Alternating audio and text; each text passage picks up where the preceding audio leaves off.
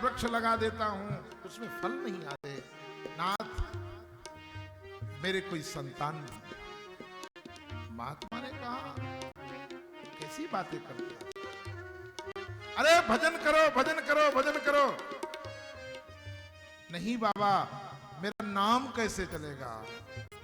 महात्मा ने कहा, देख बेटा, नाम किसी बेटा बेटी से नहीं चलता।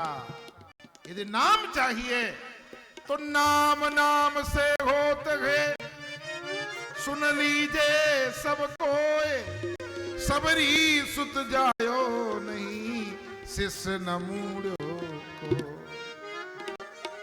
नाम नाम ते हो, नाम की तो सबको पड़ी है, क्योंकि कलयुग में नाम की महिमा है। कलयुग में नाम की महिमा है, इसलिए सबको नाम की पड़ी है। मेरे को भी, आपको भी, सबको सबको नाम की पड़ी है। सभी को लगता है नाम हो, नाम हो, नाम हो।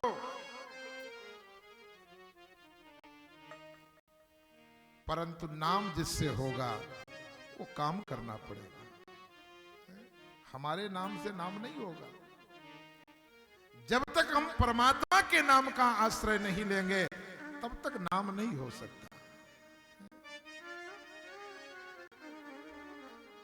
परमात्मा का नाम ऐसा है, उसका नाम लेते ही सारा संसार अपना हो जाता है, अपने आप परिचय हो जाता है, बताना नहीं पड़ता।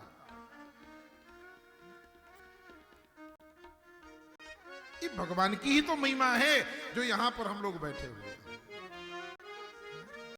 यदि आप और हम भगवान के नाम का आश्रय नहीं लिए होते तो कहीं न कहीं किसी फैक्ट्री में, किसी दुकान में, पकवान में, मकान में बैठे होते। नाम चाहिए तो प्रभु का नाम लो, क्योंकि भगवान का नाम रूप लीला धाम ये चारों मुक्ति का मार्ग है। और हमारे जो चारों हैं नाम रूप लीला धाम, ये पतन बलिष्ठा कर्मणो गति। अरे पंडित जी, विवेकस्तु समासाध। तूने शास्त्र पढ़े हैं, पुराण पढ़े हैं, विवेक से सोचो। इस संसार की वासना का परित्याग कर दो, त्यज संसार वासना। पर कुछ भी समझ में नहीं आ रहा, क्योंकि पुत्रृष्णा हृदय में व्याप्त है। इतना समझाने के बाद भी समझ में जब कुछ नहीं आया, तब महात्मा को रोष आया। अति संघर्षण कर जो कोई, तो अनल प्रकट चंदनते होई। जब इतना कुछ उपदेश के बाद भी ये टस से मस नहीं हो रहा, तो महात्मा ने कहा, सुन पंडित, तू इस जन्म की पुत्र की बात करने यहां आया है। सप्त जन्मा अवधि तव पुत्रो नहीं बचा, नहीं बचा। आगे 7 जन्म तक तेरे कोई संतान का योग नहीं है। जा भजन कर। महात्मा ने तो भगाने की कोशिश की कि जाए, संसारी है। क्योंकि महात्मा तो हमेशा जिंदा का शिकार करता है। सिंह साधु की एक गति, जीवित हो को खाए, भावहीन मरतक दशा ताके निकट न जाए। जैसे सिंह किसी मरे हुए के शिकार को नहीं ग्रहण करता, ऐसे ही जीवन में साधु कभी भावहीन को हाथ नहीं देता। जो जिंदा है, जिनके हृदय में भक्ति है, उन्हीं को उपदेश करता है, उन्हीं को समझाता है, उन्हीं को सिखाता है। और महाराज, इतने पर जब 7 जन्म की बात सुनी तो आत्मदेव जी चरणों में गिर पड़े। जो बाबा मेरे आगे 7 जन्म की बता सकता है, इसका मतलब ये सब कुछ कर सकते हैं। क्योंकि जो बात दवा से हो न सके, वो बात दुआ से होती है। जब काबिल मुर्शिद मिलता है, तब बात खुदा से होती है। रोग होगा तो दवा से मिट जाएगा, पर भोग होगा तो दवा से नहीं मिटेगा। जैसे रोग को मिटाने के लिए दवा चाहिए, तो भोग को मिटाने के लिए दुआ चाहिए। दुआ किसके पास में है? संत के पास दुआ है। संत के पास दुआ है। साधु यदि प्रसन्न होके देता है तो भी दुआ है, और यदि नाराज होके देता है तो भी दुआ है। साधु के पास श्राप नहीं है, दुआ है।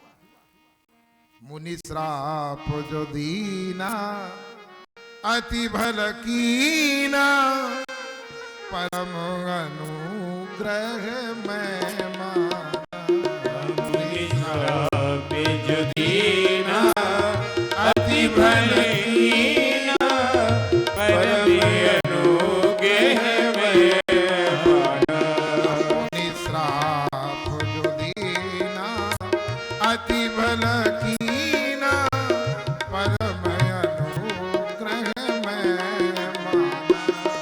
मुनि श्राप जो दीना अति भल कीना, परम अनुग्रह में माना। देखो भरी लोचना हरि भव मोचन, इहै लाभ शंकर जाना। देखो भरी लोचन हरि भव मोचन, इहै लाभ शंकर जाना। मुनि श्राप जो दीना अति भल कीना, परम अनुग्रह में माना।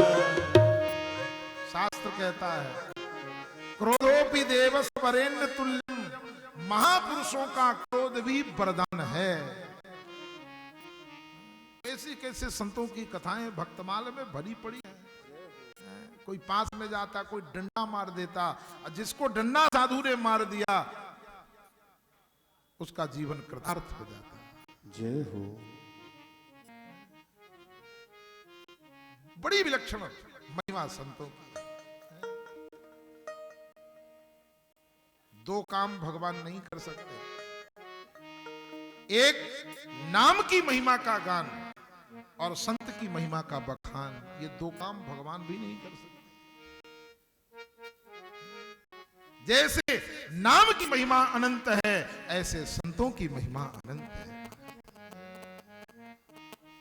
पर संत महिमा का लाभ तो तभी मिलेगा जब हमारे जीवन में श्रद्धा होगी।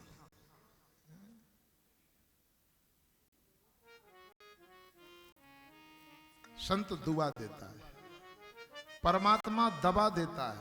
वैदो नारायणो हरि, परमात्मा दवा देता है। सदा दीनों की सुनने को श्री रघुवीर बैठे हैं, दवा हर मर्ज के लाहक बने अफसीर बैठे। परमात्मा दवा देता है, साधु दुआ देता है, और संसारी सिर्फ दर्द देता है। संसार के पास में दुख है तो संसारी दुख देता है, दर्द देता है, चाहे कैसे भी दे, चाहे खुश होकर के दे, चाहे नाराज होकर के दे, जो भी देगा दर्द ही देगा, क्योंकि संसार में दुख के सिवा कुछ है ही नहीं। दुखालयम च शाश्वतम। पर साधु के पास दुआ होती है। चरणों में गिर पड़े, बाबा कृपा करो कृपा करो। संत को दया आ गई और साधु ने एक फल उठाया, फल उठा करके कहा, जा पंडित खिला देना जा। ऐसा कैसे हो गया? जब 7 जन्म तक आगे कोई संतान का योग नहीं है, तो क्या विधाता के लेख को महात्मा मिटा देता है? जी हां, ऐसा ही है। यद्यपि जीव स्वतंत्र नहीं है, जीव परतंत्र है। और एक उदाहरण के लिए, एक गाय, किसान ने 10 मीटर की रस्सी उस गाय के गले में बांध करके अपने खेत के मेड़ में ठोक दिया, खूंटा में गाड़ दिया। इधर उस किसान का खेत है, उधर पड़ोसी का खेत है, बीच में मेड़ है, और 10 हाथ की रस्सी लगी है, वो उधर भी जा सकती है, इधर भी गाय जा सकती है, 10 हाथ तक दायरा है। जैसे कर्म कॉमन है, कर्म प्रधान, कर्म खूंटा है, बंधा हुआ है जीव, पर कर्म के इधर सत्कर्म भी है और कर्म के इधर दुष्कर्म भी है। पड़ोसी का खेत दुष्कर्म है, स्वयं किसान का जो मालिक का खेत है वो सत्कर्म है। जो गाय मालिक के खेत की तरफ चरती रहती है तो कोई दिक्कत नहीं, मालिक प्रसन्न होता है, रोज बांध देता है। जो पड़ोसी के खेत की तरफ जाती है उसे डंडा भी मिलता है। परंतु एक गाय ऐसी है जो बांध तो दी गई, 10 हाथ की रस्सी भी लगी हुई है, पर ना तो पड़ोसी के खेत की तरफ जाती और ना तो मालिक के खेत की तरफ जाती, सिर्फ उसी मेड़ के चारे में ही अपने आप को संतुष्ट मानती। ना उसे स्वर्ग से मतलब है, ना उसे नरक से मतलब है, उसे तो सिर्फ कर्तव्य से मतलब है। जब वो किसान देखता है कि मेरी गाय इतनी समझदार है, कहीं नहीं जाती है? पाप पुण्य से इसको कोई मतलब नहीं, इसको सिर्फ मतलब मेरे से है। ध्यान से सुने, बड़ा अद्भुत उदाहरण है। तो वो किसान क्या करता है, अगले दिन उस रस्सी को उसके गले में लपेट देता है, छोड़ देता है। जो 10 हाथ की रस्सी का दायरा था, आज उसे किसान ने मुक्त कर दिया। वो कहीं भी जाए, क्योंकि किसान को पता है कि ये खेतों में नहीं जाती, ये मेड़ में रहती है। ऐसे ही जो संत हैं, जिन्हें पाप से पुण्य से कोई लेना देना नहीं है, जिन्हें सिर्फ केवल परमात्मा से लेना देना है, तत्सुखे सुखित्वम, जो दिन रात भरत जी की तरह अर्थ न धर्म न काम रुचि, गति न चहो निर्वाण, जन्म जन्म रति राम जी पद, यह वरदान ना। ये भाव से कहते, कर्म के पुजारी कर्म चाहते हैं, हरम के पुजारी हरम चाहते हैं। जिसे हराम की खाने की आदत हो, जिसे कमा के खाने की आदत हो, ठीक है। कर्म के पुजारी कर्म चाहते हैं, हरम के पुजारी हरम चाहते हैं। न खुशी चाहते हैं न गम चाहते हैं, मालिक तू चाहता है वो हम चाहते हैं।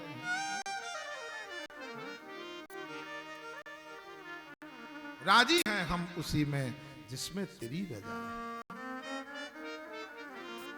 सारे जहां के मालिक तेरा ही आसरा है, राजी है हम उसी में जिसमें तेरी रजा।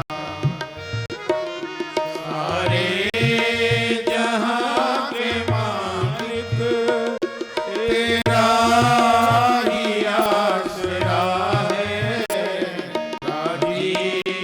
है हम उसी में जिसमें तेरी रजा है। राजी जहां के मालिक तेरा ही आसरा है, राजी है हम उसी में जिसमें तेरी रजा है।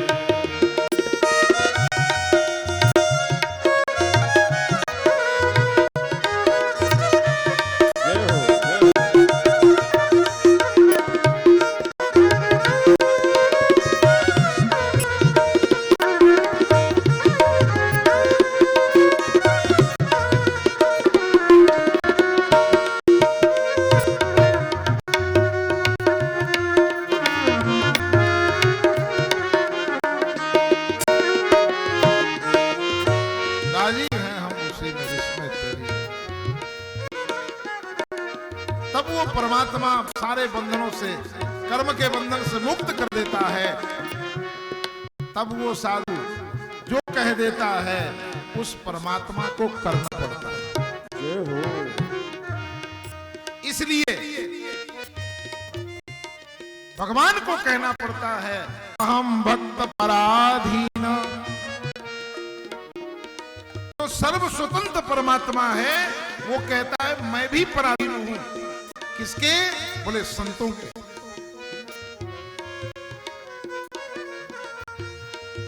साधूनाम हृदयम मह्यम।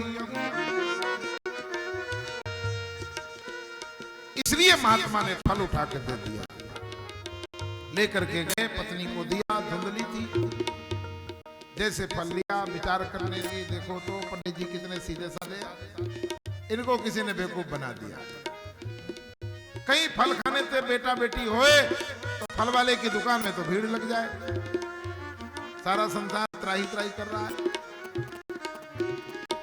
पड़ोसी ने आके कहा तू नहीं जानती संतों की महिमा। एक दो कहानी सुना दी। उसे लगा कि यदि मैं खाऊंगी तो मेरा पेट बढ़ेगा, पेट बढ़ेगा तो भोजन कम होगा, घर में कहीं आग लग गई तो मैं भाग नहीं पाऊंगी। धुंधली है ना, अमंगल सोचती है। वेद कहता है भद्रं करणे भी श्रृणयाम देवा भद्रं पश्येमा छविर्यत्राहा। वेद कहता है कल्याणकारी सुनो, कल्याणकारी देखो, कल्याणकारी सोचो। पर धुंधली है, अमंगल सोचती है। इतने पर बहन आ गई।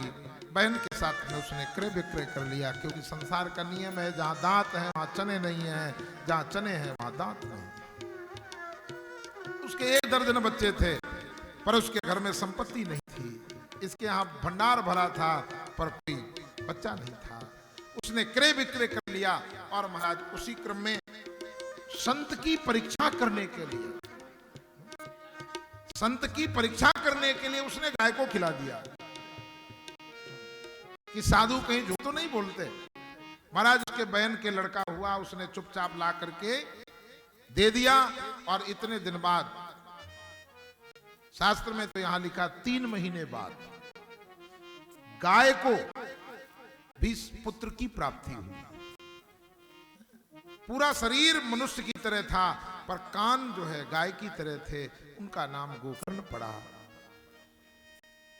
जो इनका नाम था बहन के बेटे का, आत्मदेव जी रख रहे थे। भारतीय संस्कृति के अनुसार पिता के नाम के 2 अक्षर हों बड़े बेटे के नाम में, तो उन्होंने सोचा मेरा नाम आत्मदेव है, इसका नाम परमात्मदेव रख लेता हूं। पर धुंधली ने कहा नहीं, नाम मैं रखूंगी, मेरा बेटा है। आत्मदेव जी ने कहा तू ही रख ले। उसका नाम धुंधली था, उसने नाम रख लिया। धुंधकारी नाम का बड़ा प्रभाव होता है।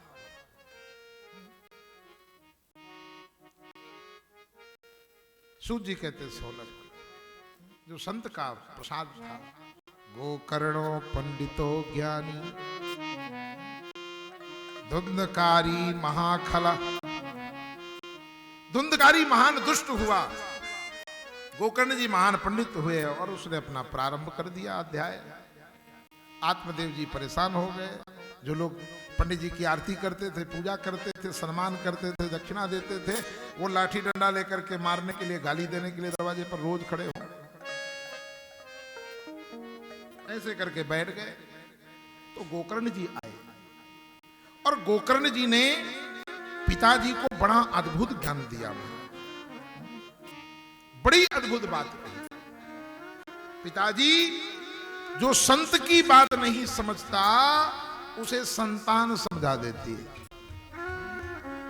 जो संत की बात नहीं समझता उसको संतान समझा देती है। अंतर इतना है कि साधु शास्त्र के द्वारा समझाता है और संतान शस्त्र के द्वारा समझाता है। समझना पड़ेगा। शास्त्र के द्वारा समझ जाओ वो विवेक है, पर संतान के द्वारा जब समझोगे तब तक तुम्हारा सब कुछ जा चुका होगा। फिर तुम्हारे हाथ में कुछ भी नहीं होगा, फिर हरी हरी नहीं होगा, फिर तो तुम्हारे जीवन में हाय हाय के सिवा कुछ भी नहीं रहेगा। समझना सबको पड़ेगा। पर चतुर वही है जो संत के द्वारा समझ जाता है। गोकर्ण जी बेटा हैं,